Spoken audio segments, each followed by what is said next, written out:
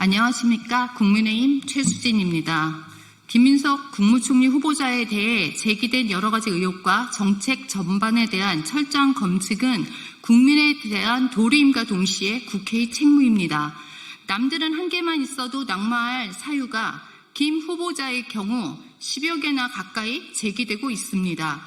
김 후보자는 중국 친화대 석사과정 취득 과정의 문제, 석연치 않은 스폰서, 현금 6억 재산신고 누락, 자녀 홍콩대 인턴 경력과 해외 고액 유학 아빠 찬스, 위장 전입, 불법 정치 자금 수수, 과거 반미 행정 등 너무나 많습니다.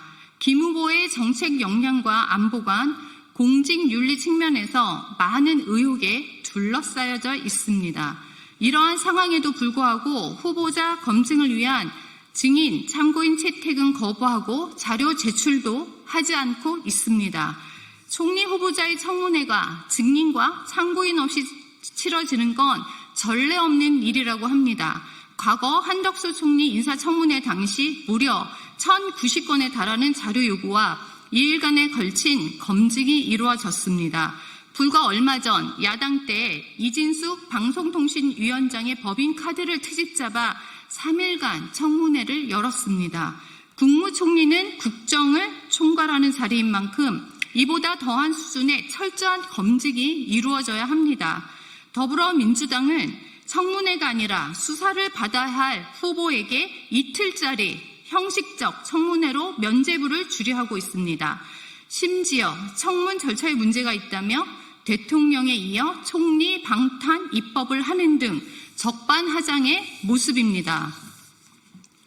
청문회 일정을 3일로 연장하고 김민석 후보자에 대한 도덕성, 정책 능력, 안보관, 과거 행정 및 인명 성향 전반에 걸쳐 철저히 검증되어야 할 것입니다.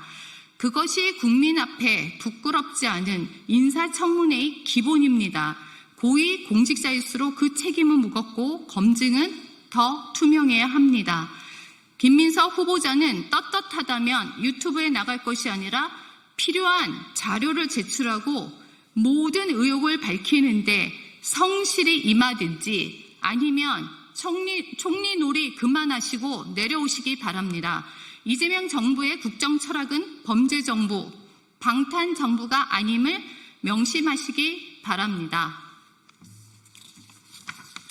또 새로운 이슈가 있어서 하나 추가로 진행하겠습니다. 김민석 국무총리 후보자가 6억 원이 넘는 수입에 대해 정치 자금 신고를 하지 않았다는 논란이 일고 있습니다. 이에 대해 김 후보자는 유튜브 방송에서 수입을 그 해에 다 쓰면 법적 신고 안 해도 된다는 주장을 했습니다.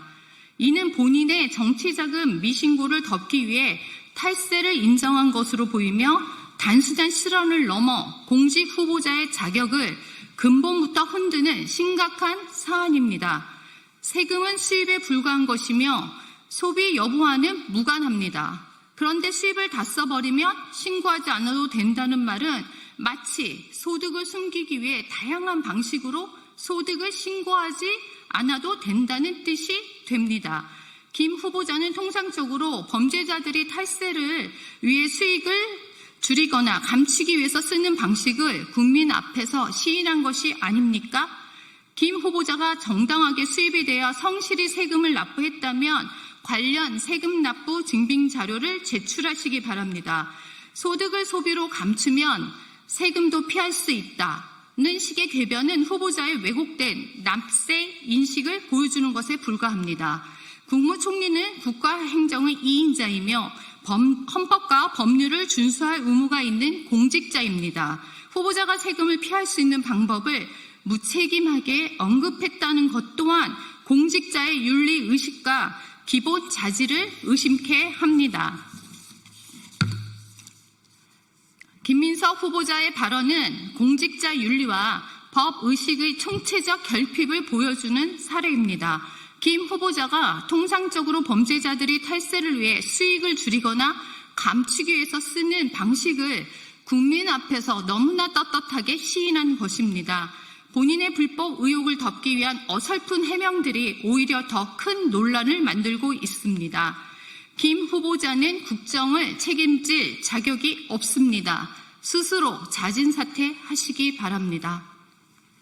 네, 이상입니다. 감사합니다.